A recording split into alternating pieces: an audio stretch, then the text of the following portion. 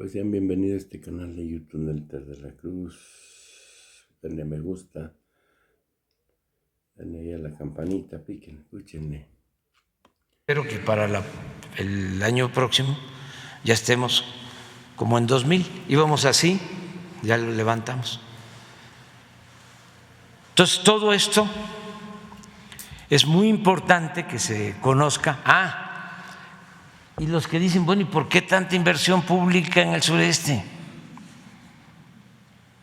Bueno, primero porque ahí están los recursos naturales. Segundo, porque es donde hay más pobreza. ¿Dónde estamos destinando más recursos? A Guerrero, a Oaxaca, a Chiapas. Se los puedo probar con los programas de bienestar, porque son los más pobres, son los más necesitados. Y estamos llevando a la práctica que por el bien de todos, primero los pobres. Bueno, pero no solo eso. Cuando hablamos de Cantarell, que no dejaron nada en Campeche, más que abandono, después de que todo lo que sacaron de petróleo por décadas, ¿saben que toda la ganancia del petróleo iba al presupuesto nacional? Durante 30 años los ingresos petroleros significaban el 40% del presupuesto nacional. 30 años, 40% del presupuesto. Pues el presupuesto se integraba con recursos provenientes del petróleo. Y ese presupuesto no regresaba. Ese presupuesto se utilizaba para todo el país. Entonces era una gran injusticia de que no se atendiera el sur-sureste.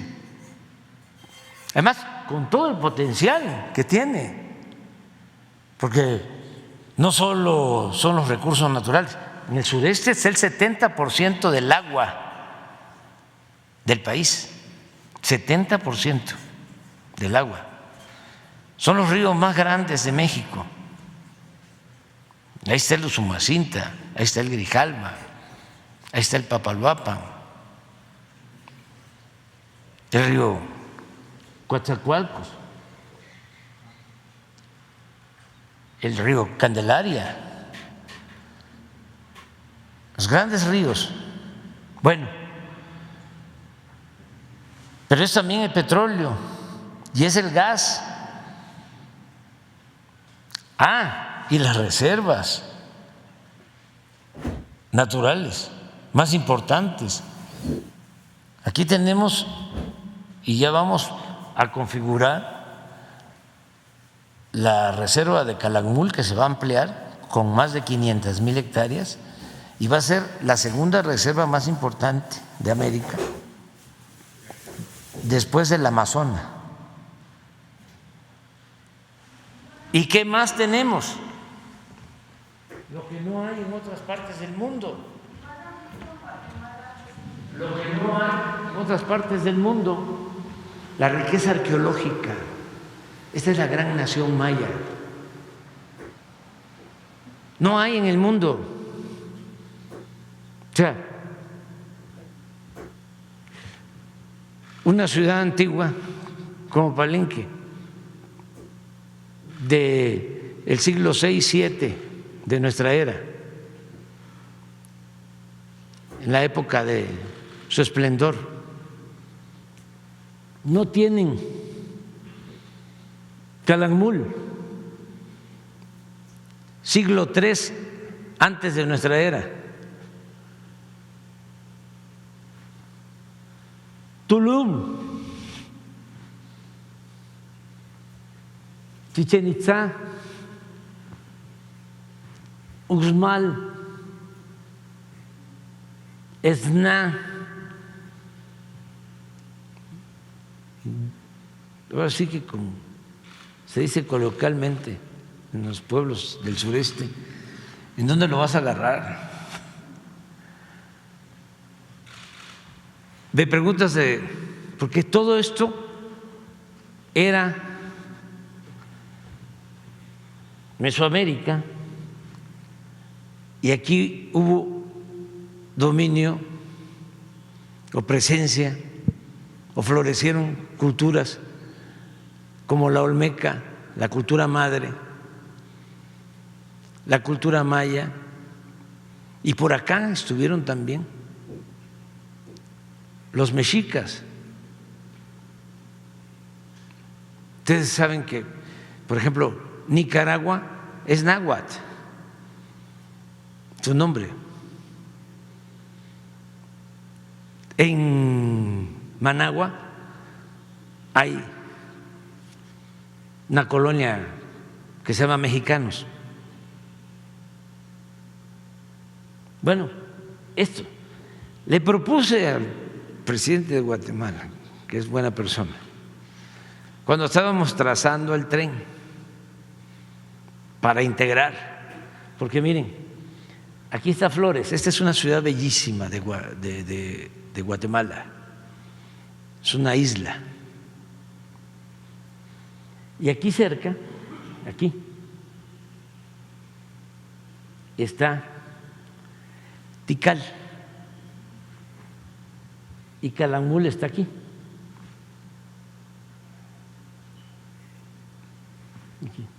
Aquí en el límite hay una zona arqueológica que se llama el Mirador. Todo esto es selva, pero hay caminos antiguos de los mayas. Bueno, el trazo del tren, con el propósito de integrarnos, yo le propuse al presidente, a ver, aquí está Palenque, en vez de ir hacia Escárcega, ¿dónde está Escárcega? Por acá, por aquí, por aquí, aquí está. Y de Palenque, en vez de hacer aquí, hacemos una ruta aquí, pero de aquí, que viene siendo un lugar que se llama Candelaria, que es el límite de Tabasco con Campeche. Aquí hay una zona arqueológica que se llama el Tigre también, extraordinaria. Bajamos aquí la vía y la corremos por toda la línea de México con Guatemala, para que de Flores se aprovechen pues todas estas zonas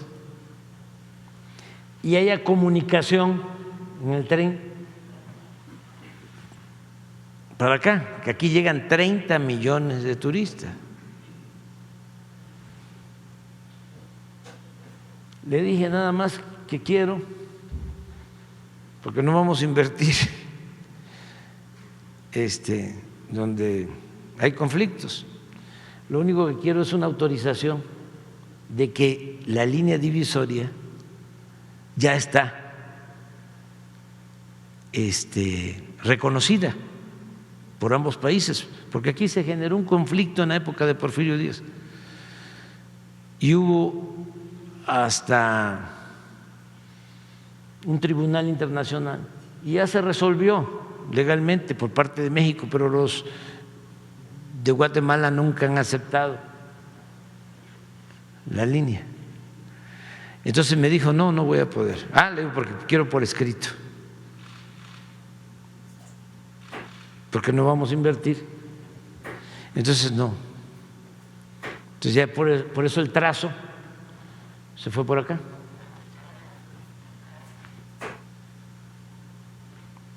Pues cuánta historia, ¿verdad? Interesantísimo. Vámonos a desayunar, porque se me pasaba, están invitados. Hoy conmemoramos un aniversario más de el cobarde asesinato del presidente Madero y del vicepresidente Pino Suárez. Una vileza de una pandilla de rufianes que dieron un golpe de Estado y que mantuvieron aquí en Intendencia, ahí va a ser el acto, era la Intendencia del Palacio, y ahí mantuvieron presos al presidente, al vicepresidente, y lo sacaron la madrugada de hoy, de 1913, y los asesinaron a medianoche, ahí por Lecumberri, de las cosas más tristes y reprobables, ¿no?, de nuestra historia. Un hombre bueno, por eso se le conoce como el apóstol de la democracia. Bueno, que se adelantó a sus tiempos. Quería que en México hubiese una auténtica democracia, que se respetaran las libertades, pero imagínense, desmontar el régimen porfirista, que había durado 34 años. Y por eso tenemos que tener paciencia, porque el neoporfirismo duró 36 años, desde 1983 hasta el 2018, y caló profundo. Muchas generaciones.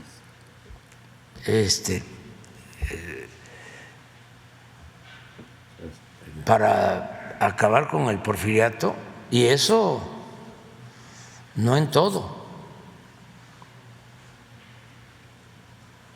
Se tuvo que recurrir a las armas y un gran sacrificio, 1 millón de vidas perdidas por la violencia, por pandemias, por el hambre. Y se avanzó después de la revolución en lo social, en lo político no tanto. Siempre repito de que se fue don Porfirio, pero se quedó doña Porfiria. Y vaya que fue profunda la revolución. Ahora, sin violencia, estamos llevando a cabo esta transformación y arrancando de raíz el régimen de corrupción, de injusticias, de privilegios. Entonces, ahora vamos a tener un acto recordando a Madero.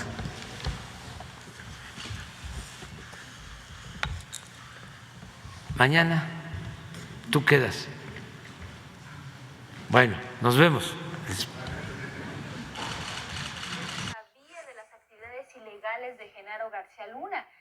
En Sears, colchones de las mejores marcas, con hasta 50% de descuento, más hasta 10%. Las acusaciones y denuncias sobre los vínculos de Genaro García Luna no son nuevos, y el veredicto que lo declaró culpable por narcotráfico en Nueva York vino a confirmar lo que en México muchas y diversas voces denunciaron desde tiempo atrás. Pero a pesar de todo, el expresidente Felipe Calderón ha dicho y repetido que nunca supo ni tuvo conocimiento de denuncia alguna en contra de su amigo y secretario de Seguridad. Pero hay constancia de que Calderón miente. Desde hace años varias voces denunciaron que García Luna protegía delincuentes, montaba operativos y era corrupto. En 2008, la periodista Anabel Hernández publicó el libro Los cómplices del presidente, en el que denunció los vínculos de García Luna con el cártel de Sinaloa, y como el entonces presidente Felipe Calderón lo hizo uno de los hombres más influyentes de su gabinete, pese a que conocía esta situación. En el libro García Luna, el señor de la muerte, el periodista Francisco Cruz narró la relación del funcionario con el cártel de Sinaloa desde 2006 y cómo su guerra contra los Beltrán Leiva y la Barbie era en realidad un parapeto para beneficiar a quienes le pagaban millones de dólares por protección. En mayo de 2007, El general Tomás Ángeles de Aguajare, entonces subsecretario de la Defensa Nacional, advirtió a Felipe Calderón Hinojosa de manera directa y de viva voz sobre los vínculos que tenía su secretario de Seguridad Pública con el crimen organizado. Un año después, el general anunciaba su retiro de las Fuerzas Armadas. Hay que recordar que el mismo general de Aguajare ha revelado que Juan Camilo Mourinho, secretario de Gobernación en el sexenio de Felipe Calderón, fue comisionado por este expresidente panista para que buscara al general Arturo Acosta Chaparro, a fin de que se entrevistara con los líderes de diversos cárteles para proponerles que se dividieran el territorio del país y pudieran traficar sin enfrentamientos. Una misión en la que fracasó Acosta Chaparro, luego de reunirse con Joaquín El Chapo Guzmán, con los Beltrán Leiva y con Heriberto Lascano Pelasca. Luego de estos hechos, Juan Camilo Mourinho murió en un avionazo que Acosta Chaparro fue asesinado. En 2008, Javier Herrera Valles, entonces coordinador de Seguridad Regional de la Policía Federal Preventiva, envió 2 cartas a Calderón alertándolo sobre irregularidades operativas que ordenaba García Luna y que beneficiaban a capos o a un cártel de la droga. La única respuesta que obtuvo fue que primero lo dieron de baja del cuerpo policial y meses después fue arrestado con cargos inventados. Otro que exhibió que el presidente Felipe Calderón estaba enterado de las tropelías de su secretario de Seguridad es el diputado del PT Gerardo Fernández Noroña. Hace 13 años, el legislador le dijo a García Luna de frente y en la Cámara de Diputados lo que este martes confirmó la justicia estadounidense, que era un delincuente. De manera tan sistemática, es usted de una sevicia y de una perversidad peligrosa para la vida pública del país. Los ciudadanos son tratados como delincuentes y los delincuentes como usted gobiernan este país. Y como se lo dijo el diputado Jaime Cárdenas, no van a quedar impunes. ¿Usted cree que por el poder que tiene en este momento, por el control que tiene sobre quien usurpa la presidencia de la República, va a poder seguir gozando esa impunidad? No va a ser así. No vamos a descansar hasta que no pague por los crímenes. De acuerdo con notas periodísticas y lo dicho por los propios narcotraficantes en los tribunales estadounidenses, era imposible que el presidente Calderón no estuviera enterado de los nexos de su secretario de Seguridad Pública con el crimen organizado. Dentro del mismo partido Acción Nacional hay personajes que no le creen a Calderón. Diego Fernández de Ceballos lo dijo así en entrevista televisiva. Calderón es responsable políticamente y posiblemente en lo judicial. ¿Por qué lo puso? Y es inverosímil que hubiera desconocido el comportamiento de su secretario. Segundo, y si no lo supo, pues fue un idiota. ¿Por qué entonces hoy dice Calderón que no sabía nada de esos vínculos?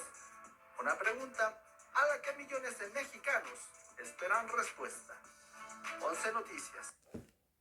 Pues ahí está. Todo parece indicar que el expresidente... Pues ustedes ya vieron que es culpable, hasta las chanclas de bandido de Borolas, hasta el tuétano, es narco gobierno borolista, narcopanistas están metidos, dicen que no,